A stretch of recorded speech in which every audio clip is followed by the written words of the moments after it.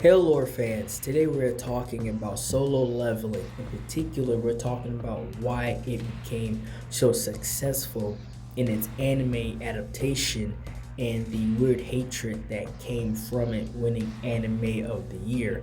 And the story of Solo Leveling is not overly complicated at all, actually. I would compare it to something like a John Wick of the level of storytelling. Jinwoo, somebody that as an E-rank, he was the weakest hunter. He was, willing to put his life on the line each and every day, nearly dying just to in an attempt to save his mother from an eternal slumber. And he was willing to die for that.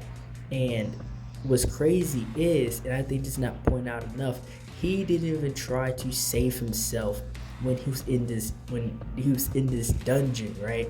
He sacrificed himself to save everybody else in there, right? As many people as he could. And so, it just shows who he is as a person, that no matter what the situation is, he will put himself on the chopping block literally to save other people. And it's so weird when people say that Solo Leveling has no story, that it is simply or while that is simply not the case at all. There's actually a lot of story and a lot of character development within Solo Leveling, and is mighty focused on Jinwoo because of his journey. He's trying to save his mother, and he got a second chance through the system to level up, right? He was the weakest E-rank hunter, and he got to level up past E-rank, past C, D, all the way past A, and even to the S ranks. And that is because he's using, the second chance to save his mother. This was his motivation the entire time. And through that, he was trying not to lose himself, right? Because he didn't even know what the system was.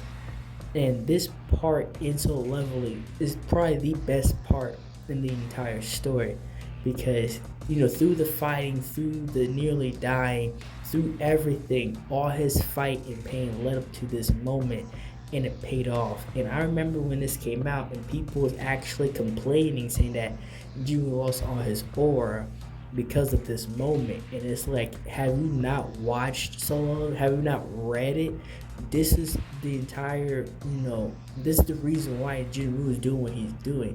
This is why he keeps fighting. He kept going for the opportunity, for faith that he can save his mother, right? He can bring his mother back from this eternal slumber that she was in, and it actually paid off, right? And when he saw his mother sit up, and when he knew it worked, he broke down in tears. And it's like, you would not understand the situation, like, you don't have to be in it, but you should at least be able to understand it. And this is what I mean when I say that there is a story here, right? It's not just aura.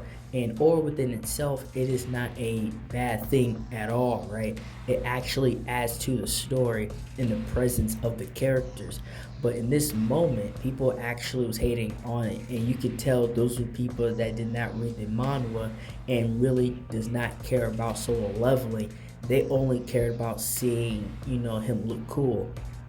But even past that, Solo Leveling broke nearly if not every anime record possible, right? Specifically on the site, and I think a little bit even off the site as well, of Crunchyroll.